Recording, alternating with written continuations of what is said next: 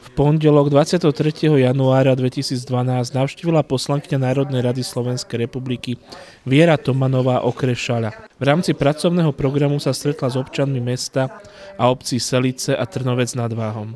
Poslanecká návšteva vždy je nejakým prínosom. Je to výklad niektorých pojmov, ktoré čítame a potrebujeme vysvetlenie k tomu. No a lepšie je, keď sme na 2 metre od seba a teda dokážeme si to aj rukou potrásť, aj povedať z očí do očí. V diskusii vysvetlila poslankyňa Tomanová občanom aplikáciu niektorých zákonov v praxi. Jednalo sa najmä o problematiku starostlivosti, o zdravotne postihnutých a výšku starobných dôchodkov.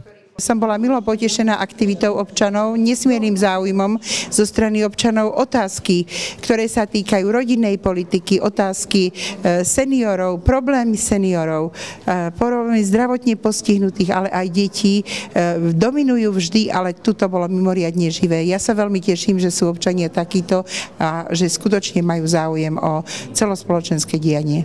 A čo priviedlo občanov na stretnutie s pani poslankyňou? Si uvážime už ako človeka a celkovo, čo robí strana Smer sociálna demokracia. Už to má v názve sociálnu politiku, to v poslednom období na Slovensku bohužiaľ absentuje. Opatrujem mamičku a vždy má menej a menej príspevku za opatrovanie. Či za vlády pána Kaníka, vždy mi to dávali nižšie a nižšie, tak teraz si chcem overiť, že vlastne ako to správne je. Že nech sa mi na to, keď už teda bude vo vláde a dúfam, že bude, že nech sa na to pozrú. Lebo so 45 eurami za opatrovanie, ja aký budem mať dôchodok? Asi 100 občanov, ktorí sa v okrese Šaľa zúčastnili stretnutia s poslankyňou Tomanovou, odchádzali spokojní. Na stretnutí sa dozvedeli odpovede na väčšinu svojich otázok.